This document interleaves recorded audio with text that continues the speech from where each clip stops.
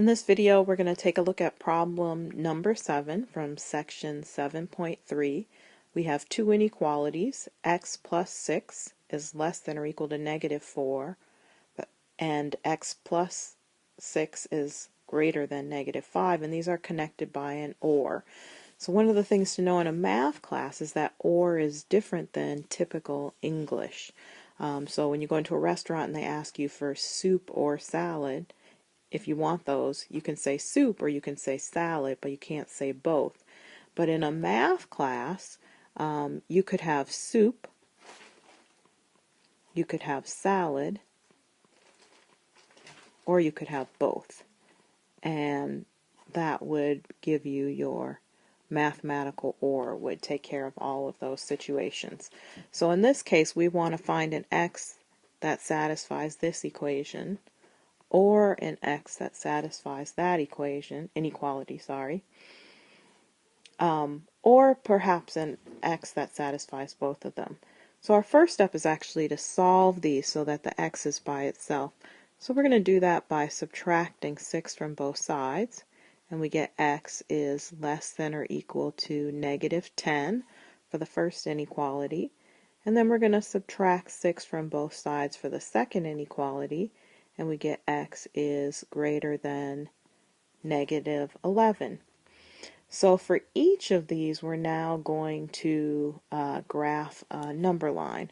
So I'm going to go ahead and create two number lines for us. There's the first one, and I'm going to put the number negative 10 here, negative 11 here, and then I'm going to make a second number line, putting negative 10 and negative 11.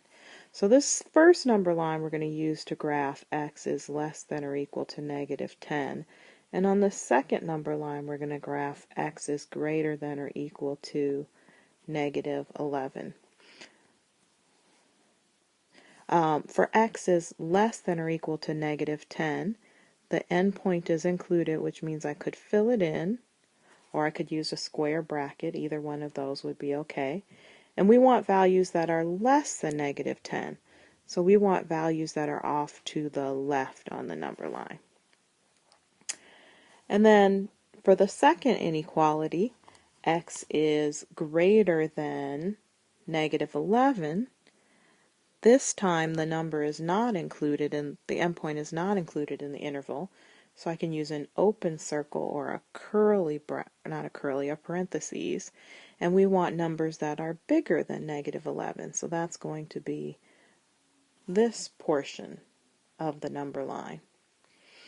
So now we're at the point where we want to make a conclusion about what our particular set is.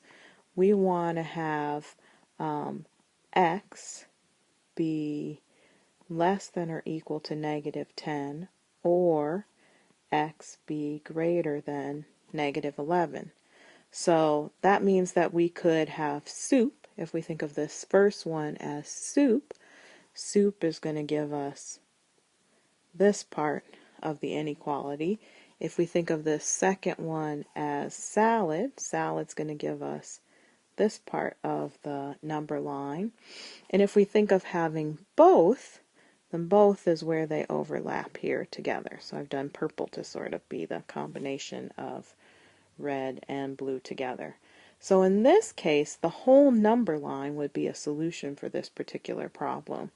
And we could graph that on the number line this way, the way it's graphed there. And if we wanted to write that in interval notation, we would write negative infinity to infinity.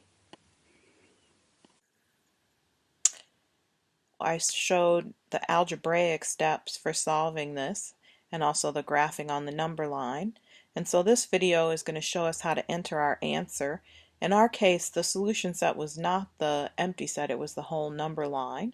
And so we wanted to go from negative infinity to infinity. So we're going to click here in the palette to get an ordered pair. And then we're going to type negative from our keyboard, and then click here for infinity, and then click over in the blue box to enter the second infinity, and then we can check our answer. Nice work. Let me know if you have questions.